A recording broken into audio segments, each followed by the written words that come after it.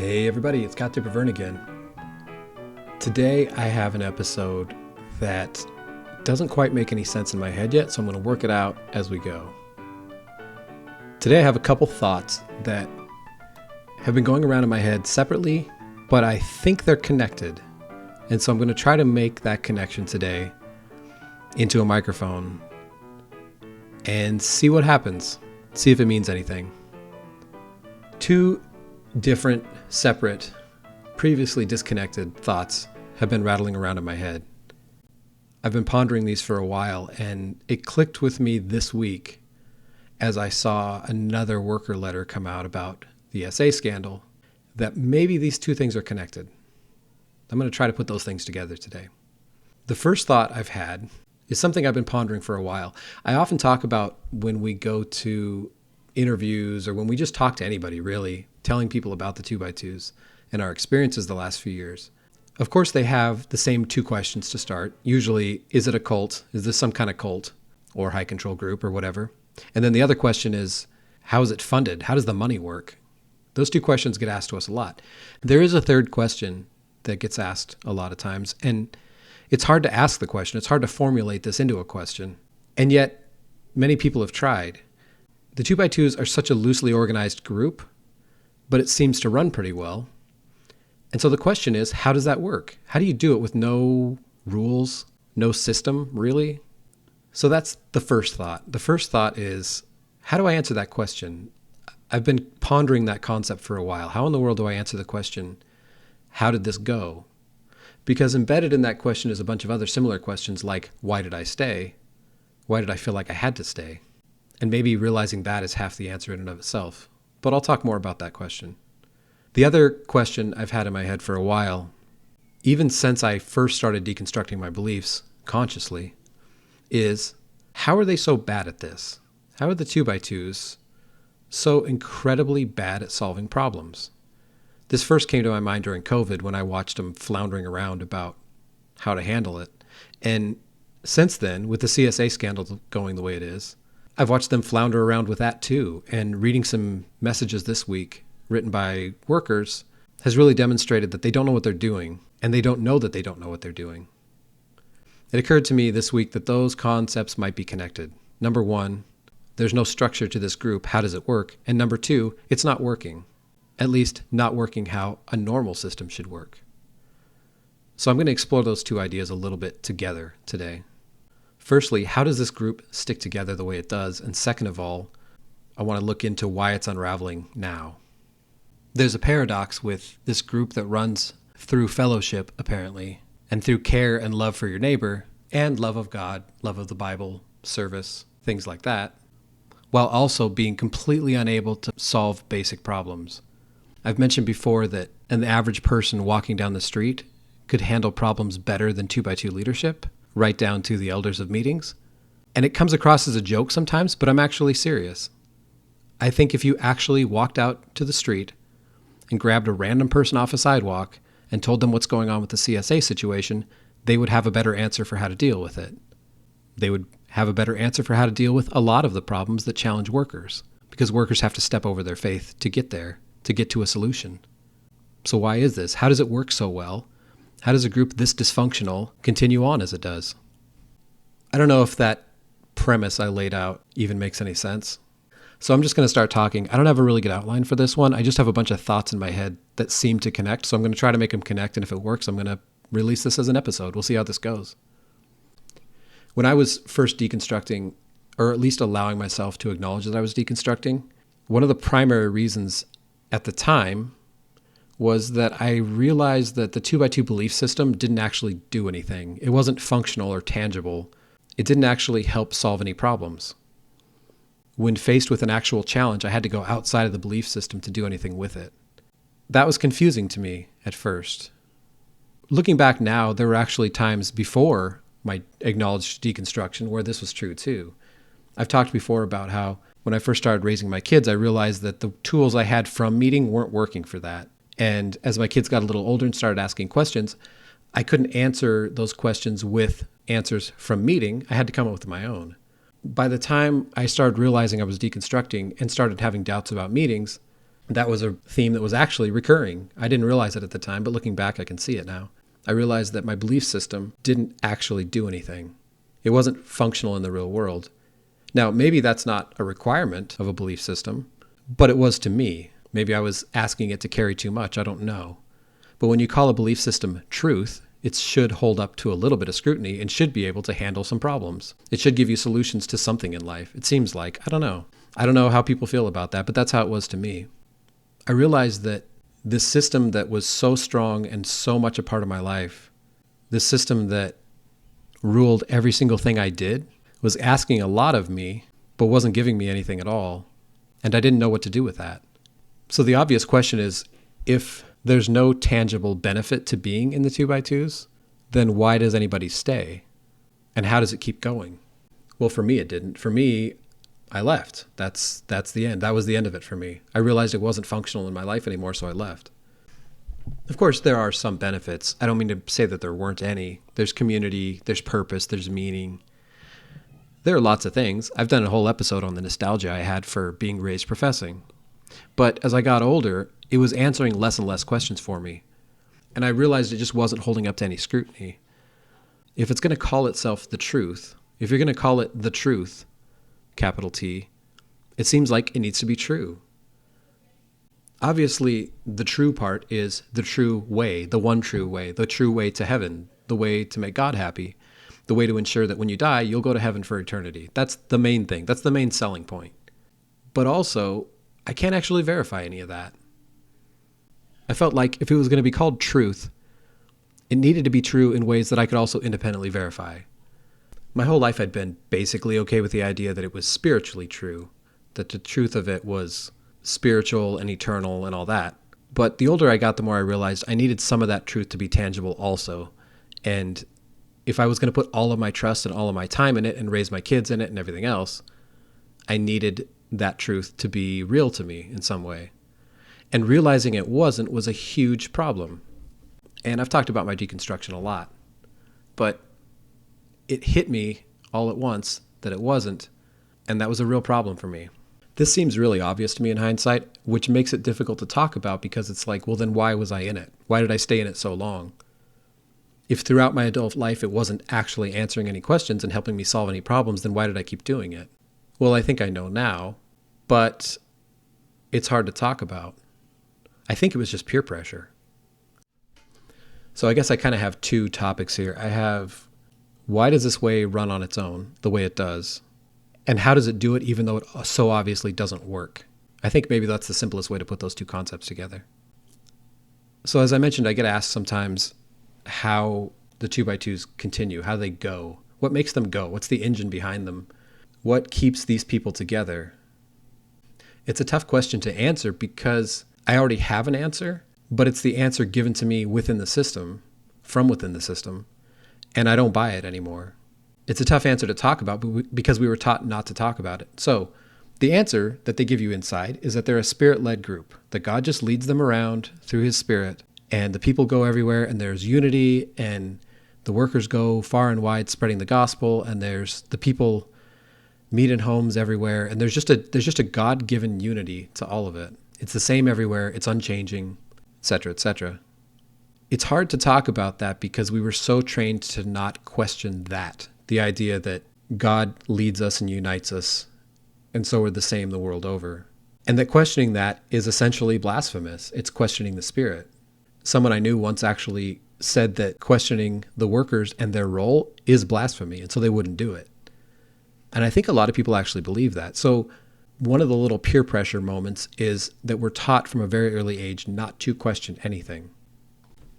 The problem for me now is that when I'm asked, how does the ministry go the way it does? How does this work? How does your way work? It's always within the context of somebody saying, what led to a giant crisis? You have a giant CSA crisis, an all-encompassing crisis. It touches every corner of the people. So it seems like maybe the wrong answer is God led this. How did God lead a people to be so dysfunctional, so unable to solve any problems, so full of abuse, every kind of abuse you can think of? If you can name a type of abuse, it's prevalent in the 2x2s.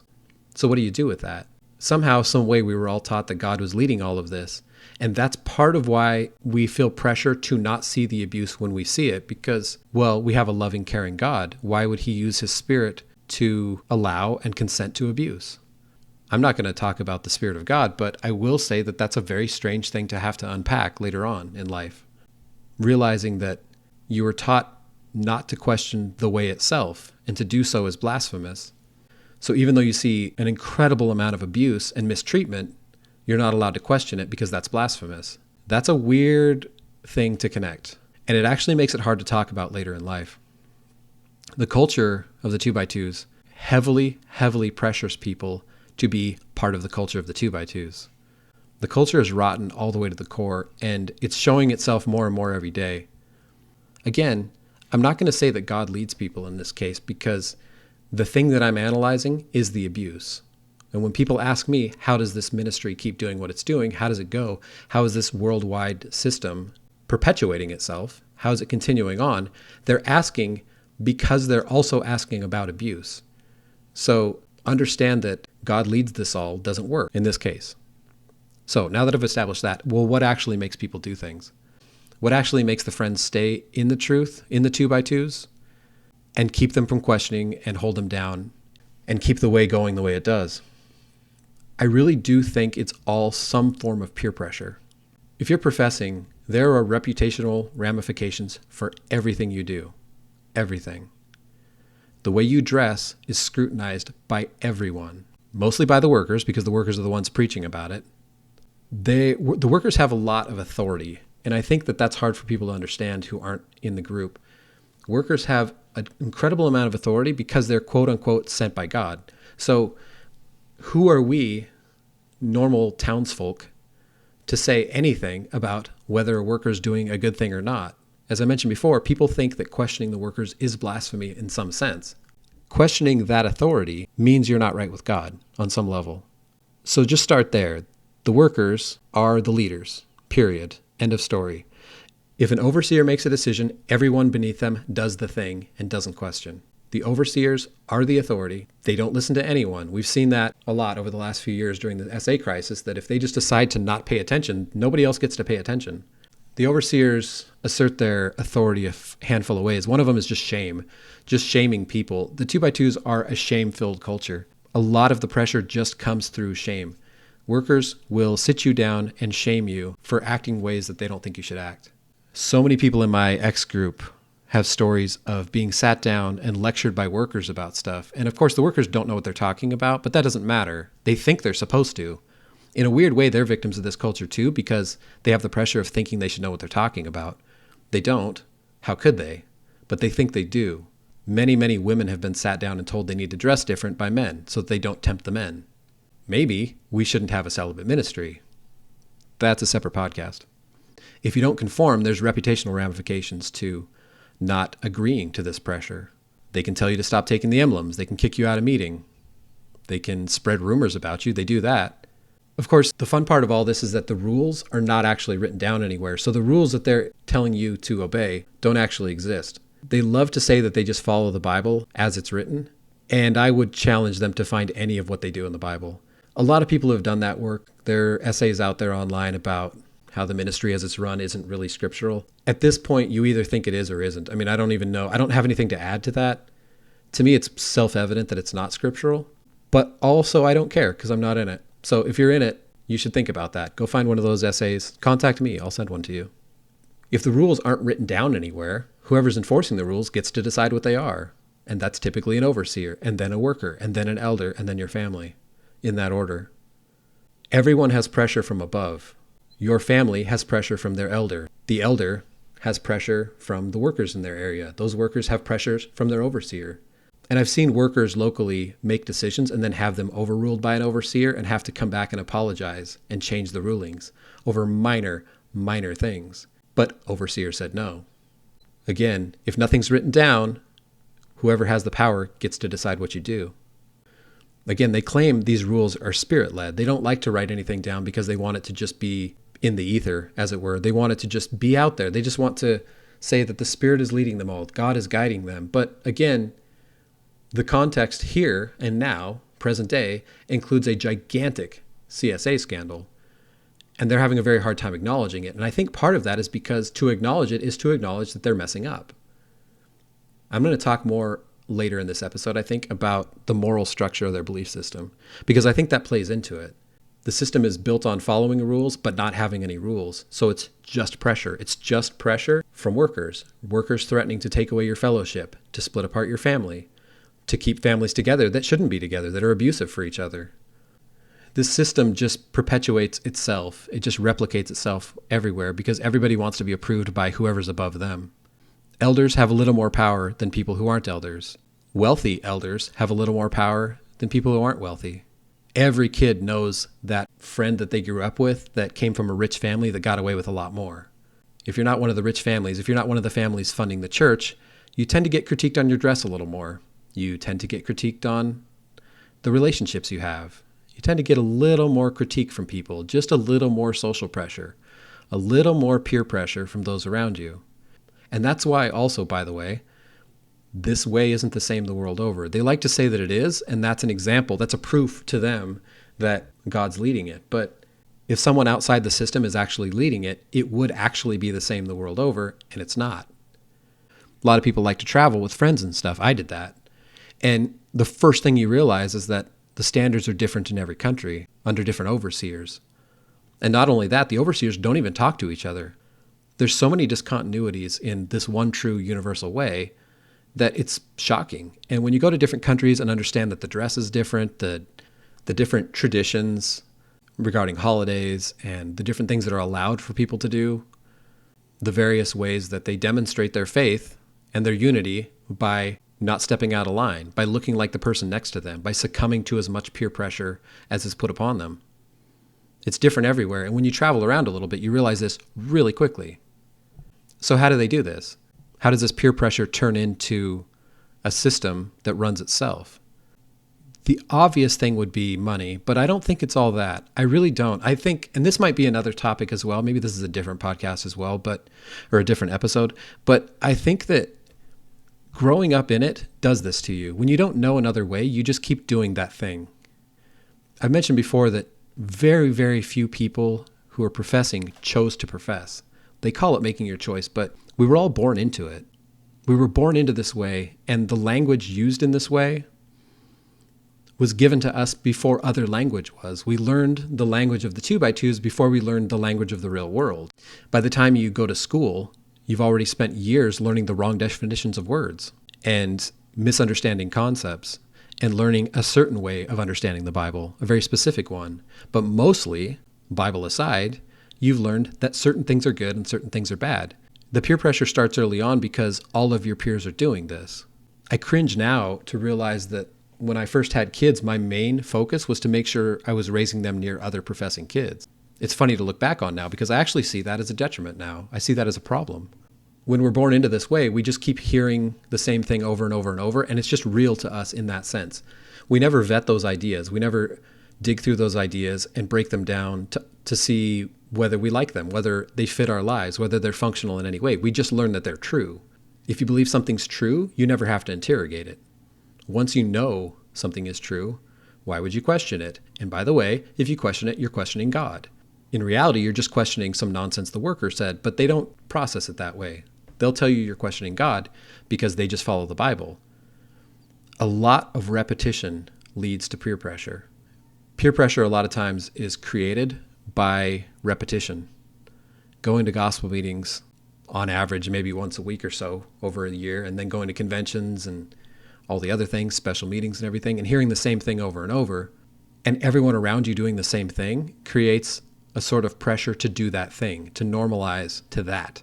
There's a regression to the mean, and the mean is whatever the workers are saying. The workers constantly tell us to follow. Follow, follow, follow. We hear follow all the time. Humbly follow. We attach words to it like humble. Be humble. Follow. Be like sheep. Don't question.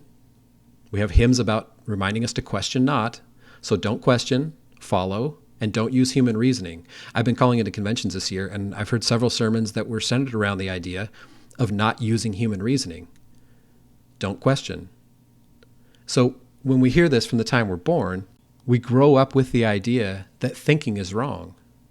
We have to trust. Well, trust in who? Trust in God. How is God represented to us?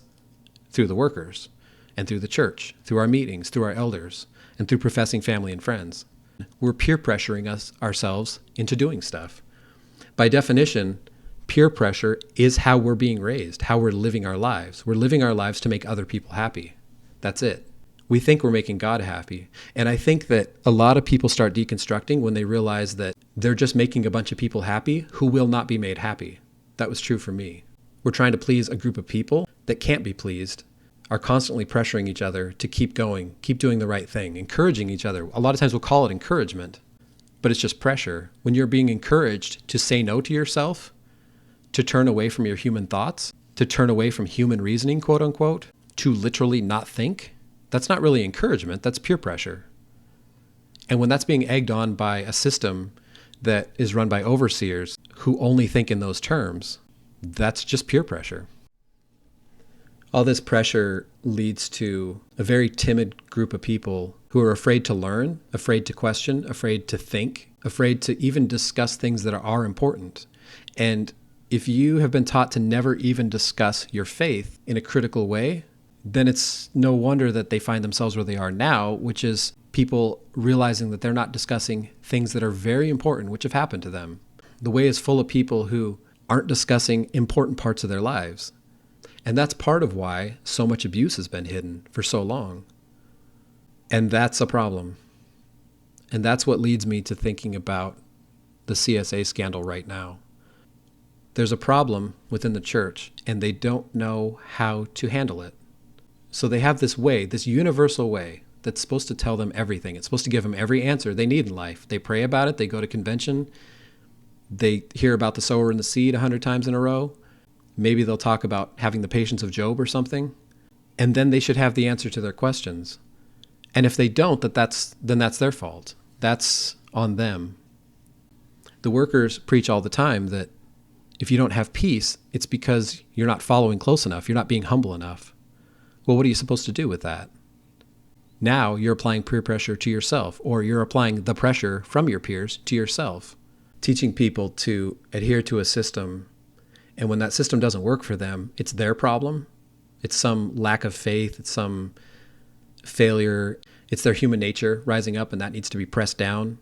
Human reasoning is bad, so if they're thinking too much, if they're not feeling good about something, that's their problem.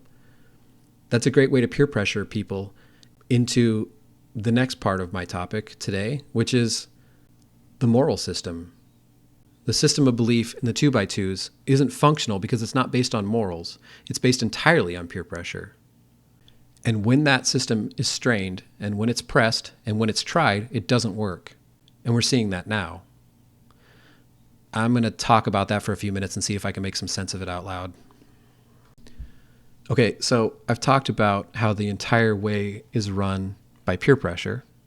And maybe that answers my other question. Maybe the reason this way can't seem to solve any problems, why the 2x2s have so many abuse problems, so many. Maybe if your entire way is based on vibes of a few old guys being pressed down through pressure, through community pressure and peer pressure, with no critical thought, no critical analysis of any of it, maybe that's why it's dysfunctional. Maybe I need to make the case that it is dysfunctional.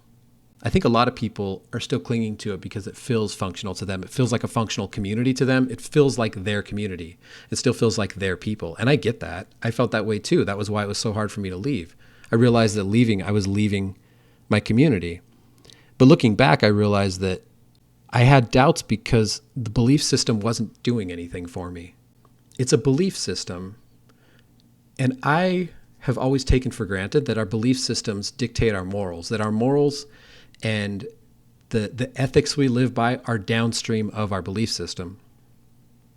Of course, looking back now, as I mentioned, I don't think that's true because I didn't realize how often in my adult life I was having to go outside of the 2x2 system to come up with answers for my questions or to come up with systems to live by. And eventually, I was just living on minimal peer pressure. I was just doing what everybody else was doing as much as I could. And when I actually had a real problem, I would solve it some other way. It occurred to me recently that The CSA crisis is a moral crisis. It's a crisis of morals in the absence of morals. There's an ethical void in the 2x2s that I wasn't really aware of maybe or hadn't really thought about prior. It occurred to me that any group of people can have immoral actions. When people have talked to me about the CSA crisis, apologists for the 2x2s have always said, well, other groups have problems too. Other religions have had crises just like this. And it's so obvious to say that we called ourselves the truth and we thought we were the one true way, that it's almost gratuitous to bring that up as a counterpoint. It's like, you said you were the one true way. You said you were better than everyone else. How in the world are you the same as them now that it's convenient to be so? When you need to excuse bad behavior, all of a sudden you're like everybody else. That's almost too easy. That point of argument is just too easy. It's too obvious. So I feel weird even bringing it up. Like, I feel like I owe it to the conversation to dig a step deeper, because hopefully the person saying that has thought of it. I don't know if they have or not. What I'm putting words to now is something I've realized for a long time, which is that there is no moral basis for the 2x2s. The 2x2s call themselves the truth. They say they're the one true way. What they're selling is that they are true, not that they're good in any sense of the term. It feels weird to say this because it seems like it's implied that they are good, that they are good people, that they mean well, that they're doing good in the world. But the older I get, the more I realize that's not true at all. And as I've listened to people leave, I realize that that's a theme. It's baked into some of the conversation. I've talked to a handful of ex-workers who left because, in part, they realized that they weren't actually doing any good in the world. They weren't actually even spreading the gospel. It's not that they weren't taking care of the poor or anything like that. Of course we don't do that. 2x2s eschew any responsibility toward people around them. They do not care about anybody else in the world at all, period. Explicitly so. And I've heard it in conventions this year, that we don't worry about the poor. The poor will always be with us. There's a verse about that. We don't worry about people's plight in the world. We don't want to get involved in that. We're here to spread the gospel. Well, workers realize that, hey, if we're not doing that kind of good, then we should be doing a spiritual kind of good. Well, they're not doing that either. They're not spreading the gospel. They're not doing anything. They're not doing anything that actually benefits anybody, and eventually they leave. And most of the workers I've talked to who've left, the ex-workers, have had that as a theme. So baked into that is a question. What are we doing?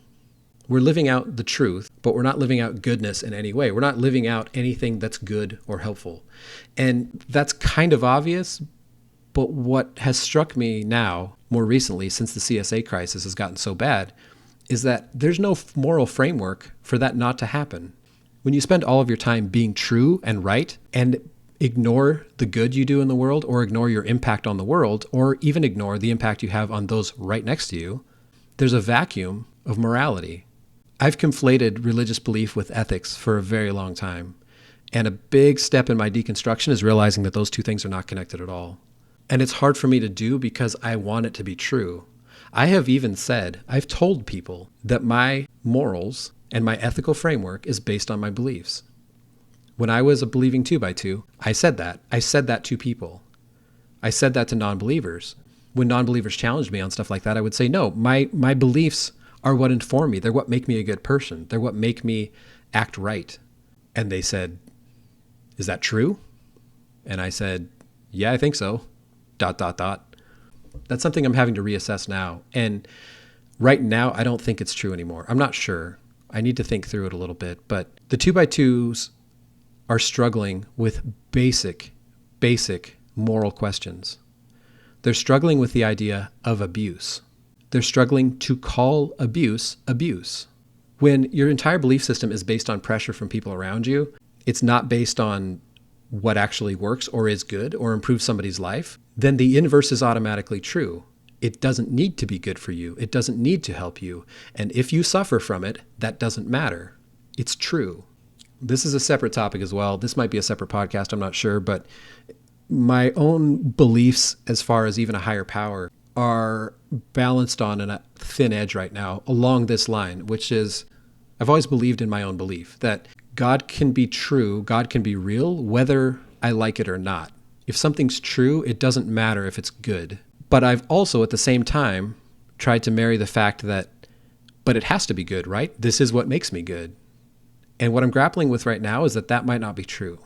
I'm giving you a peek behind the curtain of CowTipper Vern here. I'm not sure that the belief system I was given has made me good. I hope I'm good. I hope I am good. I hope that the impact I have on the world is positive, but I'm not sure how to source that. I'm not sure how to credit goodness. And I'm not even sure how to tell if I am being good. I'm working on that. The 2x2 belief system is not based on morals. There are no morals in the 2x2 system because they only have truth. If something is true to them, it doesn't matter if it hurts people. And they're living that out right now.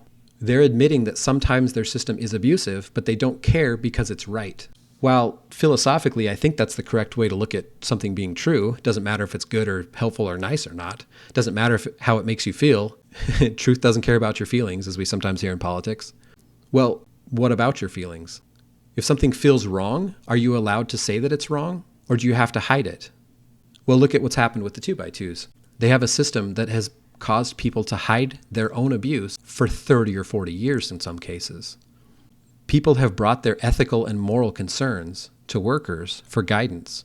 But looking back now, I'm not sure why you would do that. They don't provide that guidance. They provide truth. They tell you what's right and wrong. They don't tell you what feels good. And if you're being abused by somebody, but they decide that you should still be married, or you should still go to meeting with this person, or you need to be quiet about your abuse, because that's the right thing to do, and forgiving somebody is the right thing to do, then that's what you're going to do. You're going to succumb to the pressure, especially if you're young, especially if you're trying to figure this out on your own. As I've gotten older and separated myself from meetings, I'm finding that I'm having to piece this all together myself. It's embarrassing now to think that I lived in a system that I credited for giving me my morals, but I was in a system that very obviously is not moral. And I want to clarify a term here really quickly. When I say it's not a moral system, I'm saying that in an objective sense. Like, I'm not saying it's immoral. I'm just saying it's not moral. I'm not a philosopher, so I'm probably getting way in over my head here. I might be out of my depth, but the opposite of moral doesn't seem to be immoral to me. Of course, we talk about it like that, like they're just a bad bunch of people or whatever, but I don't think that's true. That's not how I feel it. That's not how it's processing in my brain right now. The opposite of a moral system, the opposite of a moral framework, is an amoral one, is one that doesn't have morals. It's not based on morals. It's not based on the experience of the person. It's not based on how you feel about it. No one is concerned about good outcomes in the 2x2s. They're concerned about correct outcomes, right outcomes. We hear about right all the time. If you listen to a meeting, people will talk about being right with God. They'll tell you that you should feel peace, of course, and they say that you're having joy, but as I've talked about in other places, they misrepresent joy a lot too. Joy doesn't include happy. That's a worldly thing. It doesn't include fun. It doesn't include a lot of other words that in the dictionary and in the world in general would be connected. 2x2s separate them out so that they can spiritualize them.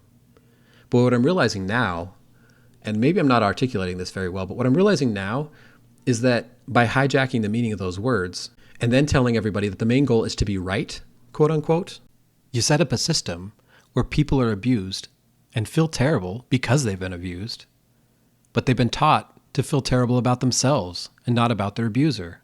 In fact, they've been taught to forgive their abuser. They don't feel terrible about the system. The system's right. If they don't feel good about it, that's on them for some reason. The system is designed to be abusive. The system can simultaneously be abusive and also be right because the system has no moral basis.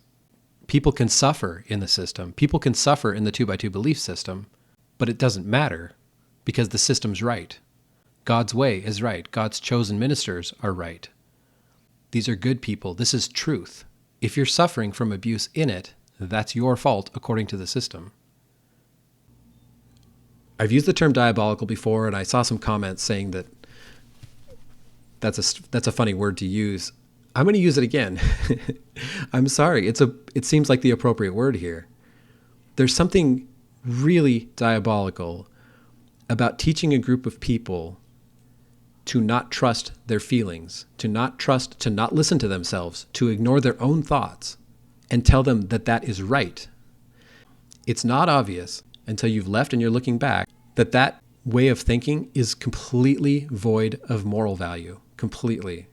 Right and wrong, when you've reframed right and wrong as truth and lies, the devil lies, God tells the truth, the workers are led by God, the workers tell the truth, right and wrong, truth and lies, are actually void of ethical evaluation. You don't know when you're hurting somebody if all that matters is if you're right or not. I don't know if that made any sense. Manipulating language makes it so you can't evaluate what you're doing. So once again, if you don't have language, or you don't have correct language, you don't have language that's agreed upon by other people, you've been told not to think, you've been told over and over not to trust your thoughts, not to trust your feelings, that's human nature, you become completely blind to morals. You become completely blind to them because you're just following rules. A set of rules that aren't written down anywhere. A set of rules that are given to you by workers.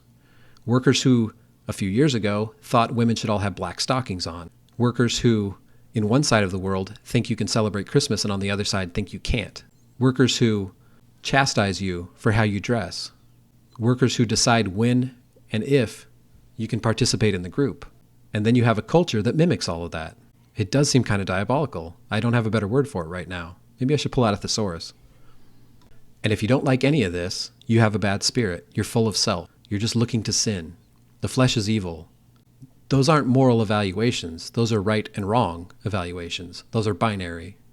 So maybe this is why they're in the place they are now. Maybe this is why they're being investigated. And maybe this is why they keep fumbling it over and over to the detriment of the mental health, the physical health, the quality of life of everyone who comes in contact with them. All right, if you followed me this far, good for you. So the next thing to talk about is how the 2x2s are now engulfed in a scandal. They're engulfed in a scandal that they created for themselves. And I was animated to do this episode this week when I saw a letter from a worker regarding the abuse claim about an overseer. And the letter was written so badly and so immorally, so unethically, that my jaw dropped open. It was amazing to me. I was talking to somebody recently about how workers, when they go into ministry, they sort of stop maturing. That's a side topic. I'll talk about that later sometime maybe, but it's a phenomenon we've noticed where when workers go into the ministry, they are surrounded by people who essentially bow to them and honor them everywhere they go, and they never have anyone tell them to knock it off. They'll have internal pressure. There's peer pressure within the group to act a certain way, but they never assess what they're thinking. They never assess how they talk, how they act, their effect on the world. And the ones who do, as I've mentioned, oftentimes leave because they realize they're actually not having a good effect on the world. The ones who stay develop interesting habits, interesting ways of talking, interesting ways of interacting with the world that don't make any sense. The way they talk doesn't make any sense. The logic they use doesn't really work. This is the downside of peer pressure. Sometimes you can be pressured to do things that you feel good about. Peer pressure doesn't always feel negative. When you're surrounded by people who are applying pressure for you to keep doing what you're doing, you never grow and you never change. And when I saw the letter this week written by one of the ministry in defense of an overseer, I couldn't believe how badly it was written and how it didn't follow logically. The thoughts in it were not coherent at all. They weren't based on any sort of philosophical framework. They were just based on defending the overseer as right and truthful. They didn't say that, but that was the gist of it, to me anyway. So how does that lead to a CSA scandal? Well, first of all, 2x2s are extremely sex negative. And when I say sex negative, I mean they don't talk about sex. They don't talk about sexual things. They don't talk about sexuality. They don't talk about sex itself. And those two are not the same thing. You can go back and listen to our episode called, I called the episode Between You, Me, and Liberation, I think. Discussion about sexuality and our developing views about that, myself and my wife's. The combination of living a life that just looks good to other people and is void of any sort of insight or any sort of analysis or thought leaves you morally adrift. And that is a perfect setup for abusers. Abusers love to come into places and hurt people who have no defenses. It seems to me that abusers seem to want to hurt people in religious systems where people are ready-made victims. They've been taught not to think for themselves. They've been taught to not have words for sex, for sexuality, for the topic itself, for any of the activities. When you take words away from people, or even worse, don't teach them in the first place, you create a group of people who don't know how to interact with a topic, And so when a perpetrator comes in, an abuser, some kind of predator, when they come in, they have a bunch of ready-made victims. They have people who don't even know how to talk about what's happening. The culture is sex negative because they're negative about sex. The words they use are lust, fornication, adultery, and that's basically it. They don't have words for the good parts of sex because they don't believe there are good parts of sex. They believe sex is carnal. They'll tell you it's good in marriage, but they don't actually talk about that much. And when they do, it's really inappropriate and weird. And I'm not suggesting that workers go talk to people about sex. That's a red flag right there. But among families, among friends, there's really not healthy ways to talk about this stuff. So you don't have language, number one. You don't have a good sense of self because you've been taught that you yourself are evil. Your thoughts are evil continually. Your sinful nature is at enmity with God and all that. And then there's the part about consent. 2x2s don't have a concept for consent. Consent is a moral topic. It's a moral term. And 2x2s, as I think I've displayed here, I don't believe 2x2s have concepts for morals. They need right or wrong. So sex in marriage equals yes. Sex out of marriage equals no. And that's as far as they go with it. They don't have any deeper insights to it. So they don't have an idea about consent. Consent implies that you're making a choice, and they don't like choices. They don't want you to make a choice. They'll say make your choice to serve God. That just means stand up in meeting when you're supposed to. That's just peer pressure. That's just doing what everybody wants you to do to make you look like you're playing the part and to make you feel comfortable, and they'll call that peace and joy. There is no concept of choice in the 2x2s because choice implies that you have choice over something you do, that you are making a decision. Choice implies that you're the one making the decision, and that is frowned upon. They don't like that.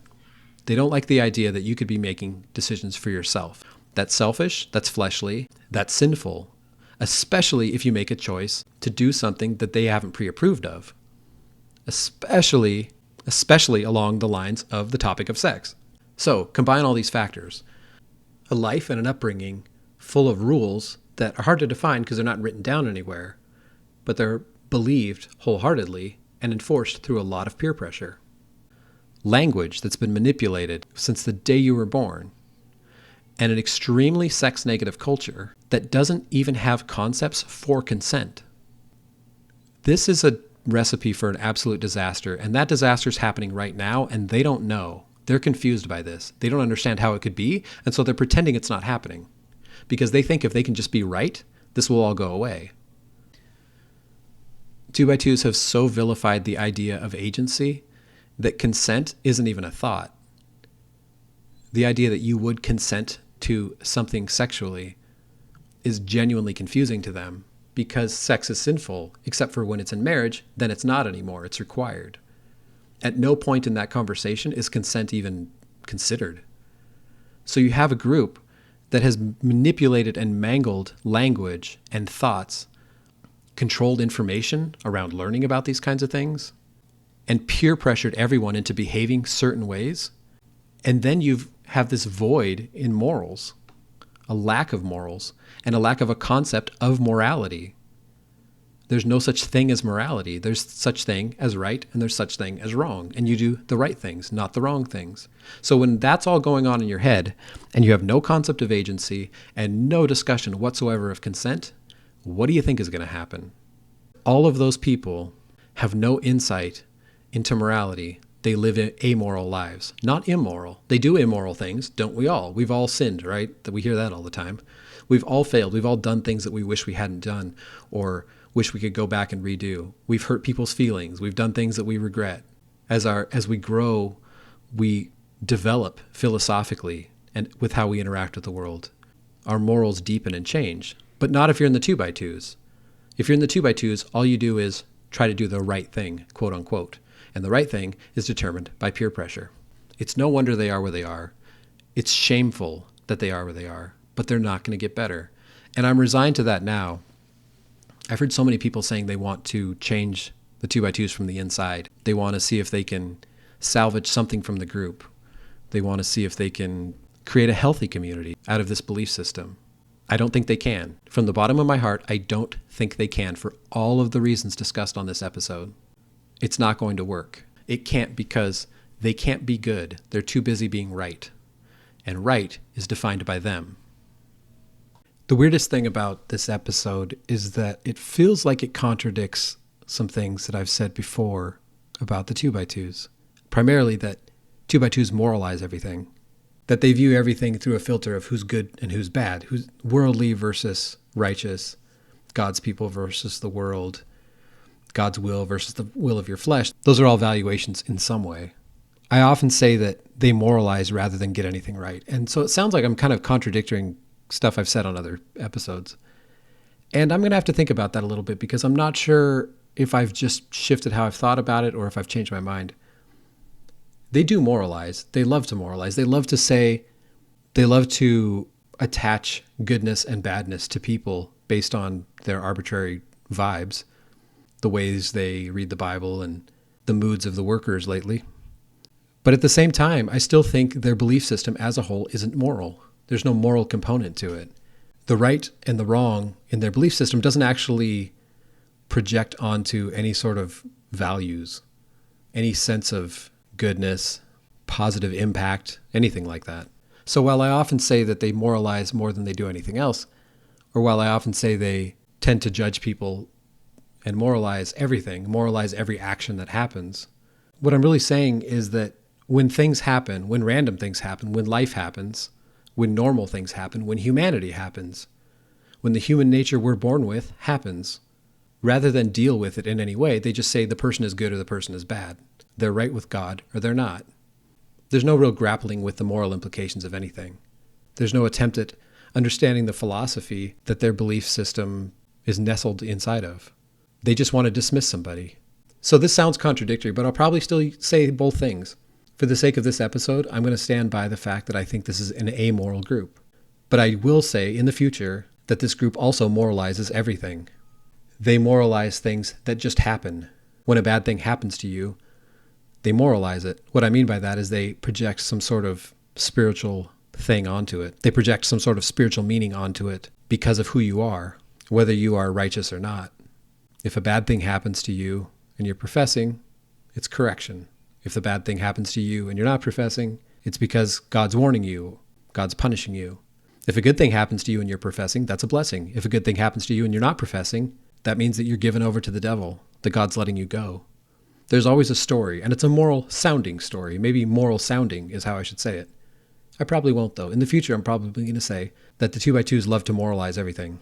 But that doesn't mean I believe that their belief system is a moral belief system. I'll stand by that. So, what do I do with all this? I don't know. I don't feel like I have a good wrap-up for this episode. There's no cymbal crash, grand reveal to a point. I don't think I can wrap this one in a nice little bow and resolve it and say, but now that we know all this, we can do better. Here's what we can do next. Because I don't know. I've been out of meetings for a handful of years now, and I'm still working on this. I'm still rattling these ideas around in my brain, trying to make sense of them. I'm trying to make sense of a lot of things, and I think a lot of us are. Maybe deconstruction never ends. It works different for everybody. Some people leave the meetings and need a different framework, but one that's very similar, so they go to another church. And that makes sense for a lot of people. Others don't feel that way. Others feel like, I'm done with that framework, whatever it was, that set of rules for life that weren't written down, all that peer pressure. I'm not going to do that anymore. I'm going to make my own decisions, and I'm going to take all my time thinking about what that means. And I think I fall into that latter category a little bit. I don't exactly know how to put together a framework for a life, but I know certain things really feel wrong. I'll admit I don't know exactly where I'm going. I don't know where deconstruction is leading necessarily. It seems like it's more unlearning than it is learning at the moment. And maybe I'm learning something in the process. Maybe there's an iterative process of unlearning, relearning, step by step, bit by bit. Maybe it's not leading toward some sort of overwhelming enlightenment, but maybe it's leading toward a little more clarity a day at a time. I hope for that. I hope for some clarity. I hope for a little bit more clarity of language to overcome that handicap from the 2x2s. I hope for a little more clarity of purpose in my life. Maybe just a little bit here and there. I hope for clarity of impact, the impact I have on other people. I hope to understand better what that means and considerations around that. But most importantly, coming out of the 2x2s, I'm looking for moral clarity. The 2x2 belief system gave no moral clarity. It told us what was right and wrong, as decided by somebody else. And they hid behind the Bible and hid behind their beliefs to do it. And I don't think that's moral. I don't think it's ethical, and I don't think it's right in any way. Not their kind of right, not any kind of right. I'm not exactly sure what I'm doing now, and I think I'm okay saying that. That's something we weren't allowed to say when we were inside. We had to know. We performed our faith by knowing, which is idiosyncratic, but, it worked for us at the time. I don't know if I'm going to ever have another belief system or be part of another religion. But what I do know is I won't be peer pressured into any of it.